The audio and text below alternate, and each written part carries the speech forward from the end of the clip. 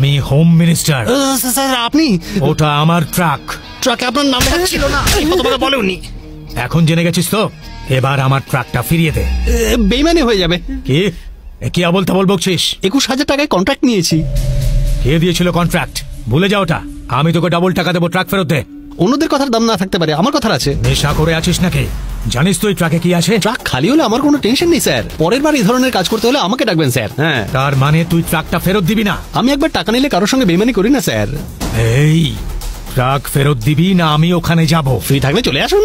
Truck ছাড়বি হ্যাঁ কি না? বারবার বলছি তো, ট্রাক আমি ছাড়বো না। এই সাক্ষাৎ মৃত্যুকে তুই নিজের কাছে ডাকছিস?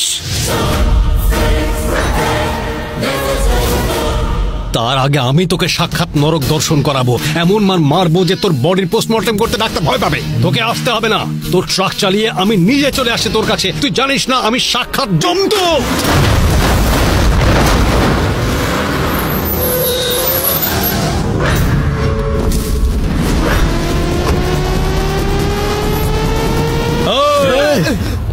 রিভার্স চল।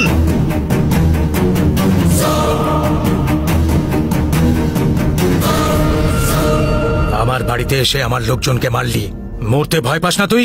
ডেমো দেখে এখনো বুঝতে পারছিস না যমরাজ আমার ক্লাসমেট? প্রথমে আমার ভাইকে মেরেছিস, পরে সরি বলে নাটক করেছিস। আগুন নিয়ে খেলছিস তুই। তোকে কোড ওয়ার্ডে বুঝিয়েছিলাম যে যেদিন আমার মাথা ঘাঁটবে সেদিন তোর মাথা ফাটবে।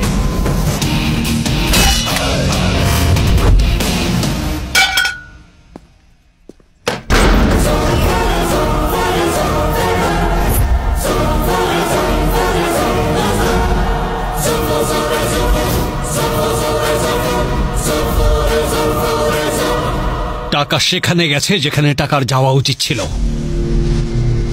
যার হকের টাকা সেই টাকার মালিক, এটাই আমার রুল। লোকের রোজগার করা টাকা লুট করে তুই নিজের পেট ভরাস। কাগজে লিখে নে, তোর সর্বনাশের কাউন্টডাউন শুরু হয়ে গেছে। উইকেন্ডের আগে তোর দি এন্ড করে দেব। এই উইকেন্ডে আমি স্ট্রবেরি খেতে মহাবালেশ্বর যাচ্ছি। দম থাকলে কিছু করে দেখাস, আমি ইকো পয়েন্টে থাকবো। আর হ্যাঁ, তুই ওখানে গেলে কিন্তু আর ফিরে আসবি না, কারণ ওখানে তো সমাধি বানিয়ে লাল রং করে দেব ওপরে। স্যার দেখুন, কেউ আমাদের নামে কেস করেছে। আমাদের নামে কেস করেছে? কে সে? রতন নামের কেউ একজন। এই রতনটা আবার কে?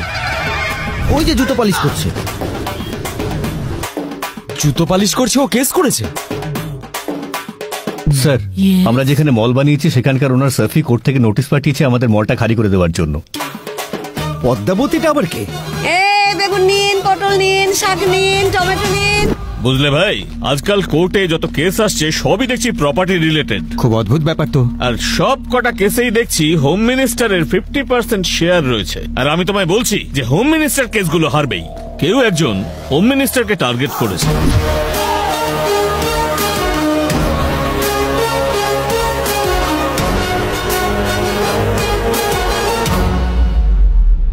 তোমার জমিটা ক্লেম করা হয়েছে।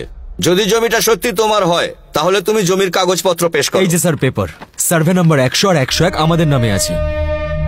যে সার্ভে নাম্বারের কথা উনি এখন বলছেন সেই সার্ভে নাম্বার কিন্তু অনেকদিন আগেই সরকার পাবলিকের নামে করে দিয়েছেন। এই হলো তার কপি স্যার। স্যার, ওই জমির সেল অর্ডারের পেপারগুলো আমার ক্লায়েন্টের নামে আছে, আপনি যদি চান দেখতে পারেন। ইওর অনার, এই জমিটা হয়তো সরকারের নামে থাকা উচিত ছিল অথবা গরিবদের নামে। এই জমিটাকে কেনা বা বিক্রি করা অপরাধ। সরকারি তরফ থেকে সেটা পরিষ্কার করে জানানো হয়েছিল। এই হলো তার প্রমাণ।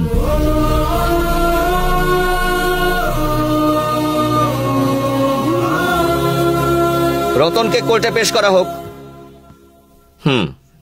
হুজুর, ছোটবেলা থেকে রাস্তায় বসে জুতো সেলাই করি। আমার বাপ ঠাকুরদাও এই কাজ করেছে। আমার ছেলে পুলেরাও হয়তো এই কাজ করতে করতেই মারা যাবে। কয়েক বছর আগেও ওই জমিটা খালিই ছিল। তারপর একদিন সরকারি লোক এলো আর বললো যে এখানে গরিব মানুষদের বাড়ি হবে। আর শেষ পর্যন্ত ওখানে একটা হোটেল হলো।